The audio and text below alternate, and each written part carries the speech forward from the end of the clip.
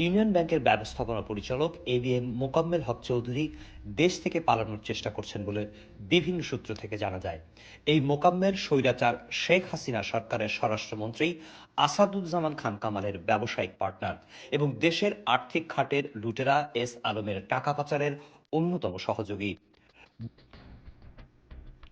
ব্যাংকের শীর্ষ কর্মকর্তারা জানান, মোকাম্মেলকে গ্রেফতার করতে পারলে এস আলম এবং স্বরাষ্ট্রমন্ত্রীর টাকা পাচারের সকল তথ্য পাওয়া যাবে।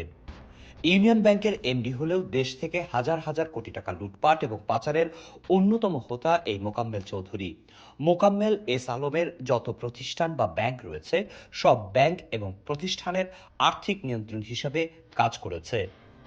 স্বরাষ্ট্রমন্ত্রীর ব্যবসায়িক পার্টনার হিসেবে ক্ষমতার অপব্যবহার করে বিভিন্ন ব্যক্তি প্রতিষ্ঠানকে হয়রানি করে বিপুল অর্থের মালিক হন।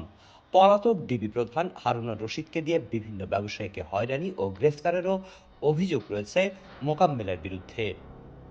এস আলম গ্রুপের ৩০,০০০ কোটি টাকা, ৮০,০০০ কোটি টাকা বা ১,০০,০০০ টাকা ঋণ নেওয়ার বিষয়টি সাধারণ মানুষ এখন জানতে পারছে। কিন্তু সংশ্লিষ্ট ব্যাংক, বাংলাদেশ ব্যাংক, এমনকি অর্থ মন্ত্রণালয়েরও বিষয়টি আগে থেকেই জানা ছিল, কিন্তু সবাই চুপ থেকেছে। কেউ তার দায়িত্ব পালন করেনি। অথচ এস আলমকে এসব টাকা পাচারে যারা সহযোগিতা করেছে সেই সব ব্যাংক কর্মকর্তা, যেমন ইউনিয়ন ব্যাংকের এমডি মোকাম্মেল, কমার্স ব্যাংকের ডিএমডি আব্দুল কাদের সরাসরি জড়িত ছিল অর্থ পাচারের সাথে। অথচ এর প্রত্যেকেই বহাল তবিয়তে রয়েছে যার যার জায়গায়। জানা গেছে সিঙ্গাপুরে গ্রুপটির ৩টি হোটেল আছে এবং সপ্তাহ দুয়েক আগেই তারা সিঙ্গাপুরের হায়াত হোটেলটিও কিনে নিয়েছে। সিঙ্গাপুরে তাদের শপিং মল থাকার কথাও শোনা যায়। সিঙ্গাপুরে তাদের যে হোটেল ও শপিং মল আছে তার মূল্যমান হবে কয়েকশো মিলিয়ন ডলার। আরও জানা যায় মুদ্দাসির চৌধুরীর নামে দুবাইতে প্রায় ৫০ কোটি টাকার সম্পদ কিনেছেন মোকাম্মেল চৌধুরী। নির্ভরযোগ্য সূত্র জানায়, জাজ ভুইয়া গ্রুপকে ১২০ কোটি টাকার ঋণ সুবিধা পাইয়ে সেখান থেকে মোকাম্মেল নেয় ৫০ কোটি টাকা। রুট গ্রুপকে ২৫০ কোটি টাকা পাইয়ে সেখান থেকে ঘুষ নেয় ৭৫ কোটি টাকা। রংধনু গ্রুপকে ৩০০ কোটি টাকা পাইয়ে সেখান থেকে ঘুষ নেয় ৪৫ কোটি টাকা। তাছাড়া রেড কালার গ্রুপকে ঋণ পাইয়ে নেয় ২০ কোটি, চিটাগাং বিল্ডার্সের নামে প্রায় ২৫০ কোটি টাকার জমি নেয় মোকাম্মেল, যার সম্প্রতি গ্রেফতারের ভয়ে সেই জমি চিটাগাং বিল্ডার্সকে লিখে দেয়। মোকাম্মেল নামে বেনামে বসুন্ধরা আবাসিক এলাকায় কেনে প্রায় ৫ একরের মতো জমি। আজাদ মোটরসের টিটুকে গ্রেফতার করা হলে মোকাম্মেলের অবৈধ সম্পদের হিসাব পাওয়া যায় বলেও একটি সূত্র জানায়।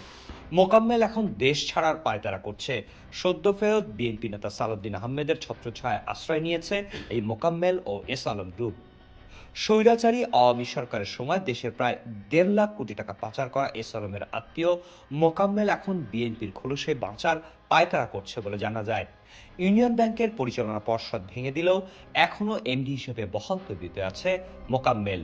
কারণ বর্তমান সরকারের দেয়া ইউনিয়ন ব্যাংকের নতুন চেয়ারম্যান মোহাম্মদ ফরিদ উদ্দিন আহমেদ একসময় এস আলমের ইসলামী ব্যাংকে কর্মরত ছিলেন বলে মোকাম্মেলকে সুবিধা পাইয়ে দিচ্ছে বলে জানা যায়।